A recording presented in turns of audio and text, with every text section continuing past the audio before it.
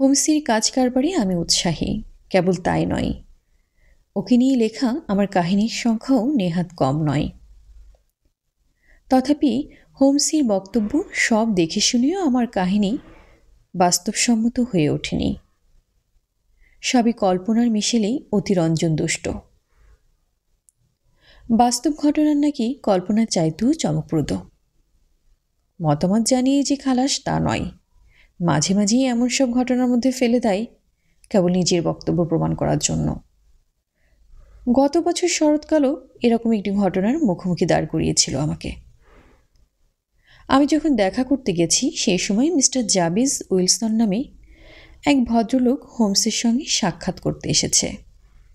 ভদ্রলোকের মাথার চুল আশ্চর্য রকমের লাল, বলা ভালো একেবারে আগুন লাল। আমাকে দেখেই হোমস সহাস্যে পরিচয় পর্ব শেষ করে বলে উঠল, বাস্তব কত অসাধারণ, আর একবার প্রত্যক্ষ করার সুযোগ এসেছে তোমার। আমাকে নিয়ে লেখালেখি করো বলেই বলছি। এখন যে কেসটা শোনাচ্ছি এমন বিচিত্র মামলা ইদানিংকালে হাতে আসেনি। অতি সাধারণ নির্দোষ ঘটনার পিছনেও যে কত বড় অপরাধ লুকিয়ে থাকতে পারে তা শুনলেই বুঝতে পারবে। কল্পনায় এমন ঘটনা তৈরি করাও সম্ভব নয়। মিস্টার উইলসন, আপনার অদ্ভুত কেসটা আরেকবার গোড়া থেকে বলুন। ডক্টর ওয়াটসনের শোনা দরকার। কারবারি ইংরেজদের মতো ঢিলে ঢালা পোশাক পরিচ্ছদ ভদ্রলোকের। চেহারার মধ্যে একমাত্র বৈশিষ্ট্য চুলের লাল রংটা। মিস্টার উইলসন তার হাতের কাগজটার একটা বিজ্ঞাপনের প্রতি আমার দৃষ্টি আকর্ষণ করলেন। 2 মাস আগেরকার মর্নিং ক্রনিকাল। বললেন, যত গণ্ডগোল এই বিজ্ঞাপন থেকেই, পড়লেই বুঝতে পারবেন। বিজ্ঞাপনটায় চোখ রাখলাম। যুক্তরাষ্ট্রের স্বর্গত হপকিন্সের ইচ্ছাপত্র অনুযায়ী লোহিত কেস সমিতিতে আর একটা সদস্যপদ শূন্য হয়েছে। কাজ খুবই সামান্য, সাপ্তাহিক মাইনে 4 পাউন্ড। চুলের রং আগুন লাল এবং বয়স 21 বছরের ঊর্ধ্বে এমন প্রার্থী আবেদনপত্র নিয়ে বেলা 11টায় ফ্রিড স্ট্রিটের 7 নম্বর পোপস কোর্টি সমিতির কার্যালয়ে ডানকান রসের সঙ্গে সাক্ষাৎ করুন। অদ্ভুত বিজ্ঞাপন। হতভম্ব হয়ে বললাম, এ তো কিছুই বোঝা যাচ্ছে না দেখছি। তবেই বোঝো, মামুলি বিজ্ঞাপন নয়। এরপর বলুন মিস্টার উইলসন, বলল হোমস। আমার একটা ছোটোখাটো বন্ধকি কারবার আছে। একাই দেখাশোনা করি। খানিকটা সহযোগিতা করে হাফ মাইনের একজন কর্মচারী। কি নাম? Vincent Spalding. আধা বয়সী সাদাসিধে মানুষ। ফটো তোলার বাতিক আছে। দিনরাত ঘুরে ঘুরে ফটো তোলে আর আমার নিজের অন্ধকার ঘরে ডেভেলপ করে। আমি বিপত্তিক মানুষ। একটা 14 বছর বয়সের মেয়ে সংসারের কাজকর্ম করে দেয়। ভালোই ছিলাম আমরা। মাস 2 আগে স্পল্ডিং বিজ্ঞাপনটা এনে যত গণ্ডগোল পাকালো। আমাকে দেখিয়ে বলল, বছরে 200 পাউন্ডের একটা চাকরি। আমার মতো লাল চুল থাকলে এক্ষুনি সে আবেদনপত্র নিয়ে দেখা করত। তার কাছেই শুনলাম লাল চুলের এক আমেরিকান কোটিপতি লোহিত কেশ সমিতির প্রতিষ্ঠা করেন। ভদ্রলোকের নিজের লাল চুল ছিল বলে সহানুভূতিবশত লন্ডনের লাল চুলের মানুষগুলো যাতে অল্প পরিশ্রমী পয়সা হাতে পায় তার জন্য এই ব্যবস্থা তিনি করেছেন। টাকাটা দেয়া হয় তার সম্পত্তির সুদ থেকে। কিছুদিন ধরেই কারবার আমার মন্দা যাচ্ছিল। এই অবস্থায় বছরে 200 পাউন্ডের একটা নিশ্চিত ব্যবস্থা চোখের সামনে দেখে কার না লোভ হয় বলুন। তার উপরে স্পল্ডিং বলল, সমিতি বিশেষভাবে আগুন লাল চুল দেখেই কর্মী নির্বাচন করে। দৈবক্রমে আমার চুলের রঙও আগুন লাল, সুতরাং দরখাস্ত করলেই চাকরিটা পেয়ে যেতে পারি। লোহিত কেশ সমিতির অনেক খবর দেখলাম স্পল্ডিং রাখে। শেষ পর্যন্ত ওকে সঙ্গে নিয়েই সমিতির কার্যালয়ে গিয়ে হাজির হলাম। কাতারে কাতারে লাল চুল মানুষ মশাই, কি বলবো। তবে তার মধ্যে চুলের রংটা আমারই সরেস, একেবারে আগুন লাল। দেখতেই তো পাচ্ছেন। স্পল্ডিংই আমাকে কায়দা কানুন করে ভিড় ঠেলে নিয়ে গেল অফিস ঘরের সামনে। ভিড় সেখানেও। অফিস ঘরে একজন লাল চুলো চেয়ার টেবিল নিয়ে বসে আছে। প্রার্থীদের জিজ্ঞাসাবাদ করে তৎক্ষণাৎ নাকচ করে দিচ্ছে। কিন্তু আশ্চর্য, আমার চুলের দিকে তাকিয়ে ভদ্রলোকের চোখ চকচক করে উঠল। ভিতরে গিয়ে বসতেই দরজা বন্ধ করে দিলেন। 2-4টে কথা জিজ্ঞেস করলেন, তারপর আচমকা চুল খামচে ধরে হ্যাচকার টান মারলেন। যন্ত্রণায় কাতরে উঠলাম আমি।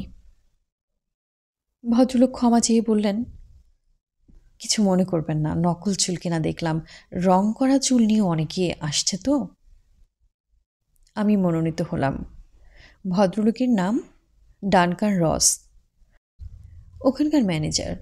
জিজ্ঞেস করে জানলাম কাজের সময় সকাল 10টা থেকে বেলা 2টা পর্যন্ত, মাত্র 4 ঘন্টা। মাইনে সপ্তাহে 4 পাউন্ড।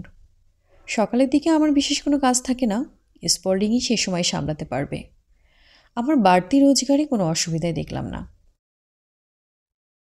কাজের ব্যাপারে জিজ্ঞেস করতে ডানকান রস বলল, কাজ খুবই হালকা। এনসাইক্লোপিডিয়া ব্রিটানিকা থেকে নকল করে যাবেন। কাগজ কলম কালেই নিজেকে নিয়ে আসতে হবে অবশ্য, কিন্তু ঘর ছেড়ে একদম বেরোতে পারবেন না। আর অসুখ বিসুখ কি কাজের চাপ কোনো অছিলাতেই কামাই করা চলবে না, তাহলে চাকরি কিন্তু থাকবে না। উইলের শর্তটা সেভাবেই আছে। পরের দিন থেকেই কাজে বহাল হয়ে গেলাম। বাড়ি এসে অনেক ভেবেছি, সামান্য এই কাজের জন্য এতগুলো টাকা দেওয়ার কোনো কারণ খুঁজে পাইনি। সপ্তাহের শেষে টাকাটা পাওয়া যাবে কিনা সে বিষয়ে খানিকটা সন্দেহ ছিল। স্পল্ডিং অবশ্য বারবারই আমাকে মনে বল জুগিয়ে গেছে। সমিতির কার্যালয়ে পৌঁছে দেখি ডানকান রস আগেই হাজির হয়েছে। আমাকে এ অক্ষর থেকে শব্দকোষ নকল করতে দিয়ে বের হয়ে গেল, কিন্তু মাঝে মাঝে এসে তদারক করে গেল। ঠিক 2টোর সময় ছুটি পেলাম। এভাবেই প্রথম সপ্তাহ কাটল। শনিবার যথারীতি মাইনেটা পেলাম। কাজের উৎসাহ বাড়ল ঠিকই, তাই কাজে থেকে গেলাম। নিয়মিত 10টা থেকে 2টো হাজিরা দিয়ে চললাম। ডানকান রসের হাজিরা ক্রমশ কমে যেতে লাগলো। প্রতিদিন একবার, আবার কোনো কোনো দিন আসেও না। আমি কিন্তু যথারীতি নকল বেশি চালিয়ে গেলাম। এভাবে 8টা সপ্তাহ কাটল। লেটার এ প্রায় শেষ করে এনেছি, এমন সময়ই আচমকা শেষ হয়ে গেল ব্যাপারটা। আজ অফিসে গিয়ে দেখি এই পিচবোর্ডের টুকরোটা দরজায় ঝুলছে। চৌকোনে একটা পিচবোর্ড এগিয়ে দিল যাবে উইলসন। তাতে লেখা, লোহিত কেশ সমিতি উঠে গেল, অক্টোবর 9, 1890। ভদ্রলোকের করুণ বিষণ্ণ ত্রস্ত মুখভাবের দিকে চোখ পড়তেই আর হাসি সামলাতে পারলাম না। আমি আর হোমস হো হো শব্দে পেট ফাটা হাসি হেসে উঠলাম। মিস্টার উইলসন ভ্যাবাচেকা খেয়ে গেলেন। লাল চুলির দৌলতে পাওয়া অমন চাকরিটা তার গেল, আর আমরা কিনা মজা করে হাসছি। অপ্রস্তুত মুখে উঠে দাঁড়াতে যাচ্ছিলেন, হোমস হাত ধরে বসালো। বলল, কিছু মনে করবেন না, আপনার কেস আমি নিলাম। এবারে পরের ঘটনা বলে যান। সামনে নিয়ে মিস্টার উইলসন বললেন, মশাই, অমন একটা কাজ দিয়ে আবার কেড়ে নেওয়া একটা মানুষের ভাগ্য নিয়ে রসিকতা কি না বলেন, কি দরকার ছিল? এই বোর্ডটা দেখে মাথা ঘুরে গেল আমার। ছুটলাম বাড়িওয়ালার কাছে নিচতলায়। তিনি তো লোহিত কেশ সমিতির নামই আমার কাছে প্রথম শুনলেন। ডানকান রস নামটা জীবনে শোনেননি, তবে লাল চুল আর চেহারার বিবরণ দিতে চিনতে পারলেন। বললেন, উনি তো উইলিয়ামস মরিস, সলিসিটর। নিজের অফিস গোছানো না হওয়া পর্যন্ত আমার অফিসেই বসতেন। কালকেই চলে গেছেন তো। 17 নম্বর কিং এডওয়ার্ড স্ট্রিটে অফিস করছেন, সেখানে গেলেই তাকে পাবেন। আশা নিয়ে ছুটলাম এডওয়ার্ড স্ট্রিটে, কিন্তু কোথায় কে? একটা কারখানা সেখানে। উইলিয়াম মরিস বা ডানকান রসের নামগন্ধ কেউ জানে না। বাড়ি ফিরে স্পল্ডিংকে সব খুলে পড়লাম। ও বলল, হতাশ হবেন না, 2-4 দিন অপেক্ষা করুন, নিশ্চয়ই চিঠিপত্র কিছু আসবে। কিন্তু চিঠি এসে আমার কি লাভ হবে বলুন? চাকরিটা তো ফিরে পাবো না। এ অবস্থায় কি করব বুঝতে পারছিলাম না, সেজন্য আপনার পরামর্শ নিতে এলাম। শুনেছি গরিব দুঃখীদের আপনি সাহায্য করেন। হোমস বলল, এসে ভালোই করেছেন, তবে ব্যাপারটা যতটা সাদামাঠা মনে হচ্ছে আসলে তা না। আমারও তাই ধারণা। নইলে দেখুন, খামোকা আমার পেছনে 32 পাউন্ড খরচ করার কোনো মানে হয়? আমারও মনে হচ্ছে ব্যাপারটা খুবই গুরুত্বপূর্ণ। হোমস জিজ্ঞেস করল, স্পল্ডিং আপনার কাছে বহাল হয়েছে কতদিন? তা মাস তিনেক হবে। ওকে জোগাড় করলেন কিভাবে? বিজ্ঞাপন দিয়েছিলাম, অনেকেই এসেছিল, সবচেয়ে কম চাহিদা ছিল ওর। স্পল্ডিংয়ের চেহারাটা একটু বলুন তো। খাটো খাটো চেহারা, তবে বেশ গাট্টাবোট্টা, পরিষ্কার গাল, কপালে একটা সাদা গাদ অ্যাসিডে পুড়ে গিয়েছিল। বয়স 30-এর কাছাকাছি। হোমস সহসা উত্তেজিত স্বরে বলে উঠল, দোকানের লতিতে কি ফুটো আছে? হ্যাঁ আছে, ছোটবেলায় নাকি এক বেদে জোর করে কান বেঁধিয়ে দিয়েছিল। স্পল্ডিং এখন কোথায়? আমার আস্থানাতেই রয়েছে। হোমস টেনে টেনে বলল, আজ শনিবার, সোমবার নাগাদ একটা কিছু করা যাবে মনে হচ্ছে। জাবেজ উইলসন বিদায় নিল, কিন্তু আমার মাথায় জট পাকাতে লাগলো অদ্ভুত এই মামলাটা। বললাম, খুবই গোলমেলে মামলা দেখছি, কিছুই তো আন্দাজ করা যাচ্ছে না। হোমস হেসে বলল, ওয়াটসন, তোমাকে তো অনেক আগেই বলেছি, যে মামলা বেশি গোলমেলে মনে হয় তাতে বরং গোলমাল কম থাকে, যার সরল সহজ বলে মনে হয় রহস্য বেশি তাতেই। এরপর কুণ্ডুলি পাকিয়ে বসে পাইপ ধরিয়ে টানতে লাগলো। চুপচাপ বসে ওর কাণ্ড দেখতে লাগলাম। মনে হচ্ছে পরপর কয়েক পাইপ টানবার আগে নড়াচড়া করবে না। চিন্তার ভূত মাথায় চেপেছে। সহসা লাফিয়ে উঠে দাঁড়ালো, বলল, চলো ঘন্টা কয়েক সেন্ট জেমস হলে জার্মান বাজনা শুনে আসা যাক। বের হতে হলো, কিন্তু বাড়ি থেকে বেরিয়ে হোমস প্রথমে গেল স্যাক্স কোবার্গ স্কোয়ারে। কোনির একটা বাড়ির বোর্ডে লেখা জাবিস উইলসনের নাম। বন্ধকি কারবারের দোকানটা নিশ্চয়ই। হোমস চোখ কুঁচকে কিছুক্ষণ সেদিকে তাকিয়ে রইল। তারপর দুপাশের ইটের বাড়িগুলো খুঁটিয়ে দেখতে দেখতে মোড় পর্যন্ত এগোলো। ফিরে এলো আবার দোকানের সামনে। 2-3 বার লাঠি ঠুকল দরজার কাছে। সঙ্গে সঙ্গে দরজা খুলে সামনে দাঁড়ালো একজন যুবা, দাড়ি গোঁফ পরিষ্কার করে কামানো। হোমস জিজ্ঞেস করল, স্ট্যান্ডে যাওয়ার রাস্তাটা বলতে পারেন?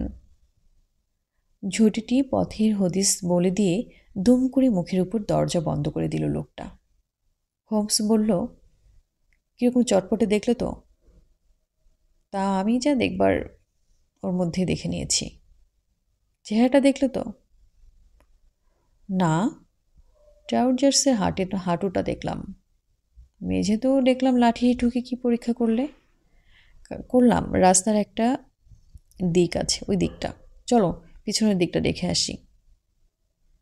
পিছনের রাস্তায় যানবাহন আর পথচারীর ভিড় সামনের তুলনায় অনেক বেশি। দুপাশে সারি সারি ঝলমলে দোকান। তীক্ষ্ণ চোখে সেদিকে তাকিয়ে থেকে হোমস আপন মনে বলতে লাগলো, তামাকের দোকানের পরেই খবরের কাগজ, ব্যাংক, তারপর রেস্তোরাঁ, এদিকে গাড়ির কারখানা। ওয়াটসন, চলো, এদিকের কাজ শেষ। বাজনার আসরে গিয়ে যেন হোমস অন্য মানুষ হয়ে গেল। নিজে সে ভালো বাজনা বাজায়, ভালো বাজনা তাই শুনতেও ভালোবাসে, কিন্তু এইসব অলস মুহূর্তেই তার মন তীক্ষ্ণ বিশ্লেষণে ছুরি দিয়ে রহস্যের ব্যবচ্ছেদ সম্পূর্ণ করে। হোমসের এ এক আশ্চর্য দ্বৈত রূপ। বাজনা শেষ হলে রাস্তায় বেরিয়ে এসে হোমস বলল, ওয়াটসন, আজ শনিবার, কেসটার গুরুত্ব বেড়েছে এ কারণেই। সাংঘাতিক এক চক্রান্ত চলছে এই কোবার্স স্কোয়ারে। এক্ষুনি আমাকে এক জায়গায় যাওয়া দরকার। কিন্তু রাতে তোমার সাহায্য তো দরকার। কটায় আসবো? 10টা নাগাদ। আর মিলিটারি রিভলভারটাও সঙ্গে নিয়ে এসো। বলতে বলতে রাস্তার ভিড়ে মিলিয়ে গেল হোমস। ঘোর ষড়যন্ত্র চলছে। হোমসের এই কথাটা তখনও বাজছিল কানের গোড়ায়। ও যে ষড়যন্ত্রের কোথায় কি দেখলো ওই জানে। ওর বুদ্ধির নাগাল ধরা কোনোদিনও আমার পক্ষে সম্ভব হলো না। তা তো সে এক কথা, পর্যবেক্ষণ আর বিশ্লেষণ।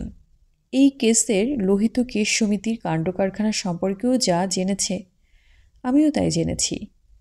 আমি যা দেখেছি ও তাই দেখেছে, কিন্তু এর মধ্যে ঘোর ষড়যন্ত্রের আভাস পেয়ে গেল। চিন্তা করেও মাথায় কিছু আসছে না, কিন্তু হোমসের সিদ্ধান্ত সম্পর্কে বিন্দুমাত্র সংশয় আমার নেই। যথাসময়ে বেকার স্ট্রিটে উপস্থিত হলাম। বসার ঘরে স্কটল্যান্ড ইয়ার্ডের গোয়েন্দা পিটার জোন্সকে দেখেই চিনতে পারলাম। আর একজন দামি পোশাক পরা ভদ্রলোকও রয়েছে, বেজার মুখ করে বসে আছেন। হোমস পরিচয় করিয়ে দিল, মিস্টার মেরিওয়েদার আজকের নৈশ অভিযানে আমাদের সঙ্গে যাচ্ছেন। মিস্টার মেরিওয়েদার বললেন, যাচ্ছি বটে, কিন্তু কোনো কাজ হবে বলে তো মনে হচ্ছে না। মাঝখান থেকে আমার শনিবারের তাস খেলাটা মাটি হলো। গত 27 বছরে এই প্রথম নিয়ম ভঙ্গ হচ্ছে। হোমস হেসে বলল, বাজি জেতার কথা যদি বলতে হয় আজ রাতে, তাহলে লোকসান আপনার হবে বলে মনে হয় না। 30,000 পাউন্ড কি কম কথা হলো? লাভ মিস্টার জোন্সেরও কম হবে না। দীর্ঘদিন যাকে হন্য হয়ে খুঁজছেন তাকে আজ পেয়ে যাবেন হাতের কাছে। চমকে উঠে জোন্স বলল, সে কি, কার কথা বলছেন? জন ক্লে, স্বনামধন্য পুরুষ। খুন, ডাকাতি, চুরি, চামারি, জালিয়াতি সব বিদ্যাতেই রীতিমতো প্রতিভাধর। রাজবংশের ছেলে, বয়সও বেশি নয়। উচ্চশিক্ষা পেয়েও সঙ্গদেশে অন্ধকারে পেশা বেছে নিয়েছে। আজ রাতে তার সঙ্গে আলাপ করিয়ে দেব আপনার। কিছুক্ষণের মধ্যেই পথে নেমে পড়লাম আমরা। দুটো গাড়ির একটাতেই উঠেছি আমি আর হোমস। শিকারের ছোট্ট চাবুক নিয়ে নিয়েছে হাতে। যেতে যেতে বলল, মিস্টার মেরিওয়েদারকে সঙ্গে নিতে হয়েছে ওর নিজেরই স্বার্থে। যদিও ব্যাপারটা এখনও পরিষ্কারভাবে বুঝতে পারিনি। ভদ্রলোক একটা ব্যাংকের ডিরেক্টর। জোন্সকে না হলেও চলতো, তবে আমাদের পরিশ্রম কমবে ওরা আসাতে।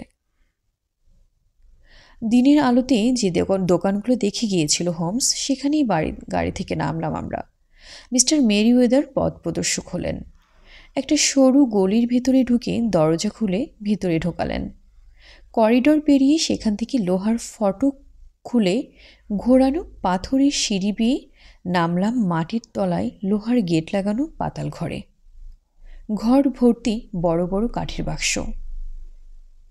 একটা লণ্ঠন জেলে নিয়েছিল মেরিওয়েদার। থেকে থেকে গজগজ করছিলেন ঘরে ঢুকে। হোমস বলল, আপনি বাক্সের উপর উঠে বসুন। এবারে আমার কাজ আমাকে করতে দিন। বিপদটা এলে আসবে পায়ের তলা থেকে। বলতে বলতে লণ্ঠনের আলোয় আতস্য কাজ নিয়ে মেঝের উপর হুমড়ি খেয়ে পড়ল। অনেকক্ষণ ধরে ঘুরিয়ে ফিরিয়ে পাথরের জোর পরীক্ষা করল। পরে বলল, ওয়াটসন, আমরা এখন দাঁড়িয়ে আছি মিস্টার মেরিওয়েদারের ব্যাংকের ভল্টের মধ্যে। আরও কিছু সময় আমাদের অপেক্ষা করতে হবে এখানে। জাবেজ উইলসন ঘুমিয়ে না পড়া পর্যন্ত ওদের কাজ শুরু করার সুবিধা হবে না। কিন্তু লন্ডনের ডার্ক সাইডে ক্রিমিনাল গ্রুপ হঠাৎই ব্যাংকের ভল্ট নিয়ে ব্যস্ত হয়ে পড়ল কেন বুঝতে পারছি না। মিস্টার মেরিওয়েদার, ব্যাপারটা কিছু আঁচ করতে পারছেন? সোনা মশাই, ফরাসি সোনা। বেশি লাভের আশায় ব্যাংক অফ ফ্রান্স থেকে আনিয়ে রাখা হয়েছে এইসব ব্যাংকে। আমাদের এখানে পড়ে আছে মাসখানিক থেকে। আমি যে বাক্সে বসে আছি এর মধ্যেও রয়েছে শীষের পাতে মোড়া বাট। এত সোনা আর অন্য কোনো ব্যাংকে নেই। পরিষ্কার হয়ে গেল ব্যাপারটা? ঠিক আছে, এবারে বাক্সের আড়ালে গা ঢাকা দিন সকলে। আমি লণ্ঠনে ঢাকা দিব। আলো ফেলার সঙ্গে সঙ্গে কিন্তু বেরিয়ে আসবেন। ওয়াটসন, বেকুতুক বুঝলে নির্দ্বিধায় গুলি চালাবে। বলতে বলতে হোমস লণ্ঠনে ঢাকা দিল। নিশিম অন্ধকারে ঢেকে গেল ঘর। হোমস ফিসফিস করে বলল, মিস্টার জোন্স, এখান থেকে পালাবার পথ কিন্তু একটাই। স্যার কোবার্গের সেই বাড়ি, সেখানকার ব্যবস্থা সব ঠিক আছে তো? জোন্স বলল, 2 জন চৌকিদার নিয়ে 1 জন ইন্সপেক্টর রেখেছি সেখানে, পালাবার পথ বন্ধ। উত্তম। ওত পেতে পরীক্ষা চলল আমাদের, সময় যেন আর কাটতে চায় না। পাতালপুরীর নিস্তব্ধ ঘরে হৃৎপিণ্ডের শব্দ ছাড়া আর কিছুই মালুম হচ্ছে না। ঘণ্টাখানিক কাটল এই দুঃসহ উৎকণ্ঠায়। একসময় একটা আলোর রেখা জেগে উঠল মেঝের পাথরের জোর ভেদ করে, কিন্তু কোনো শব্দ নেই। ক্রমে হলদেটে আলোর রেখা বেড়ে গেল, স্পষ্ট হয়ে উঠল একটা গর্ত। রুদ্ধশ্বাসে দৃষ্টি নিবন্ধ করে রইলাম সেদিকে। একটা সাদা সরু হাত বেরিয়ে এলো ফুটো দিয়ে। পরক্ষণেই হাত অদৃশ্য হলো, কিন্তু সশব্দে উল্টে পড়ল একটা বড় পাথর। চৌকোনা গর্ত দিয়ে লণ্ঠনে আলো ঠিকরে এলো ঘরে। একটু পরে এলো একটা ছোটোখাটো মাথা ঠেলে গর্তের উপরে। এদিক সেদিক মাথা ঘুরিয়ে দেখে নিয়ে মেঝের উপর উঠে এলো একজন, তারপর টেনে তুলল আরেকজনকে। হালকা চেহারা, লাল চুল লোকটার। লোকটা সাড়ে শোয়ানা, বেলচা আর থলি চেয়ে হাত বাড়িয়ে চেঁচিয়ে উঠল, মরেছে আর্চি, শীঘ্রই লাফিয়ে পড়ো। কিন্তু সে সময় আর পেল না লোকটা। তার আগেই বাঘের মতো লাফিয়ে পড়ে পিঠের জামা খামছে ধরল হোমস। লোকটার হাতে রিভলভার নল চকচক করে উঠতে না উঠতেই সপাং শব্দে হাড়কাল্ল চাবুক। ঠিকরে গেল খুদে অস্ত্রটা, কিন্তু সঙ্গে সঙ্গে পরপর আওয়াজ। জোন্সের হাত ফসকে জামা ছিঁড়ে লাফিয়ে পড়ল আর্চি। ততক্ষণে শিকার কায়দা করে নিয়েছে হোমস। ধীর গম্ভীর কণ্ঠে বলল, জন ক্লে, আর কেন, খেলা তো শেষ হলো। সুরঙ্গের মুখে তোমার শ্যাঙুত্তিরও এতক্ষণে হাতে গয়না পরা হয়ে গেছে। জোন্স এগিয়ে এসে বলল, দেখা হবে শীঘ্রই বাছাধান, তুমিও হাতটা বাড়াও, গয়নাটা পরিয়ে দিই। সঙ্গে সঙ্গে খ্যাক করে উঠল ক্লে, খবরদার, ভুলে যাবেন না আমার ধমনীতে রাজরক্ত রয়েছে, সমীহ করে কথা বলবেন। নিশ্চয়ই নিশ্চয়ই হুজুর, বলতে বলতে হাতকড়া পরিয়ে দিল জোন্স। দয়া করে এবার থানায় চলুন। হ্যাঁ, এভাবেই বলবেন। বলে হাওয়ায় মাথা ঠুকে সকলকে অভিবাদন জানিয়ে জোন্সের পেছন পেছন বেরিয়ে গেল জন ক্লে। এতক্ষণ বাদে কথা ফুটল মিস্টার মেরিওয়েদারের মুখে। গদগদ স্বরে বললেন, কি আশ্চর্য, ঘুণক্কুরও ষড়যন্ত্র টের পেতে দেয়নি। মিস্টার হোমস, আপনার জন্যই আজ এত বড় সর্বনাশের হাত থেকে উদ্ধার পেয়ে গেলাম আমরা। হোমস বলল, জন ক্লের সঙ্গে আমার একটা বোঝাপড়া বাকি ছিল, হিসাবটা মিটিয়ে নিলাম। সেই সঙ্গে লোহিত কেস সমিতির অসাধারণ মামলারও নিষ্পত্তি হলো। কিন্তু এবারে আমার খরচপত্রের হিসাবটা আপনার ব্যাংক মিটিয়ে দিলেই বাধিত হব। পরদিন সকালে বেকার স্ট্রিটের ঘরে বসে লোহিত চুল সমিতির জের টেনে কথার খেই ধরিয়ে দিলাম। হোমস তখন স্বভাবসিদ্ধ ভঙ্গিতে হেয়ালি ব্যাখ্যা করতে বসল। বলল, খুবই সরল সোজা কেস। মোটিভ বিচার করেই লোহিত কেস সমিতির বিজ্ঞাপনের রহস্য ভেদ হয়ে গেল। শব্দকোষ নকলির কাজ দিয়ে 4 ঘন্টা বসিয়ে রাখার একটাই উদ্দেশ্য, লালচুল বন্ধকের কারবারিকে তার নিজের বাড়ি থেকে সরিয়ে রাখা। আইডিয়াটা জব্বর খেলিয়েছে জন ক্লে। জাবিজ উইলসনের মাথার লাল চুল দেখেই সপ্তাহে 4 পাউন্ডের ফাটটা পেটেছিল শ্যাঙতকে নিয়ে। এরপরই দেখতে হলো অমন 2 পয়সার কারবারিকে সরিয়ে রেখে কি কাজ হাসিল করতে চাইছে শয়তানরা। তার বাড়িতে এমন কিছু ধন দৌলত পাবার কথা নয়। বুঝতে কষ্ট হলো না, আসল লক্ষ্যটা আশেপাশেই কোথাও, কিন্তু ষড়যন্ত্র চলছে এ বাড়ি থেকে। বাড়িতে মালিককে সরিয়ে রাখার মতলবের কারণ সেটাই। সূত্রও পেয়ে গেলাম, হাফ মাইনের কর্মচারী মাটির তলার ঘরে ডার্ক রুম বানিয়েছে ফটো ডেভেলপ করার জন্য। লন্ডনের বড় মাপের অপরাধীদের চেহারা আমার প্রায় মুখস্থই বলতে পারো। চেহারার বর্ণনা আর লোহিত কেস সমিতির মাথা মোটা জাবিজ উইলসনকে কাজে নিয়ে যাবার আগ্রহ, এ থেকেই বুঝলাম অভিনেতাটি শহরের বড় অপরাধীদেরই একজন। রোজ 4 ঘন্টা সময় নিয়ে 2 মাস ধরে মাটির তলায় ঘরে সুড়ঙ্গ কাটা ছাড়া কী কাজ হতে পারে? তোমার মনে আছে নিশ্চয়ই, বন্ধকি কারবারের দোকানের সামনে গিয়ে লাঠি ঠুকেছিলাম। সুড়ঙ্গটা বাড়ির পিছন দিকে না সামনে, উদ্দেশ্য ছিল সেটা দেখা। কাজটা যে চলছে পিছন দিকে নিরেট আওয়াজ শুনেই তা বুঝলাম। কর্মচারীতে বেরিয়ে আসতে দেখলাম প্যান্টের হাঁটুর দিকটাই। ঘন্টার পর ঘন্টা মাটিতে হাঁটু চেপে থাকলে প্যান্টের যা অবস্থা হয়, দেখলাম অবিকল সেই হাল। এখানে একটু ঝুঁকি নিতেই হয়েছিল। অবশ্য জানতাম আমরা পরস্পরের কাছে অপরিচিত। এরপর বাকি রইল একটাই কাজ। বাড়ির পিছন দিকটায় গিয়ে দেখলাম রাস্তা পেরিয়েই ব্যাংক। আমার সব সন্দেহের নিরসন হলো। নিশ্চিত হয়ে তোমাকে বাড়ি পাঠিয়ে চলে গেলাম স্কটল্যান্ড ইয়ার্ডে, তারপর ব্যাংক ডিরেক্টরের কাছে। কিন্তু ঠিক ঠিক শনিবার দিনেই যে ওরা ভল্টে হানা দেবে সেটা জানলে কি করে? খুবই পরিষ্কার, সুড়ঙ্গ খোঁড়া হয়ে যেতেই জাবিজ উলস্তানকে বাড়ি থেকে সরিয়ে রাখার প্রয়োজনও ফুরলো। সমিতিও উঠে গেল। নোটিশটা দেখে আন্দাজ করলাম এবারে যত তাড়াতাড়ি সম্ভব কাজ হাসিল করে চম্পট দিবে ওরা। সেদিক থেকে শনিবারই প্রশস্ত সময়, তাহলে গা ঢাকা দেবার জন্য 2টো দিন হাতে পাওয়া যাবে। এই ভাবনা থেকেই শনিবারে ফাঁদ পাতা। অসাধারণ, তোমার কথাটাই বলছি, একেবারে নিখুঁত যুক্তি আর বিশ্লেষণ শেকল। পরের পর সাজানো। তোমার এই যুক্তিবিজ্ঞানের তুলনা হয় না হোমস। অনেক ধন্যবাদ এতক্ষণ আমার সঙ্গে থাকার জন্য। ভালো থাকবেন।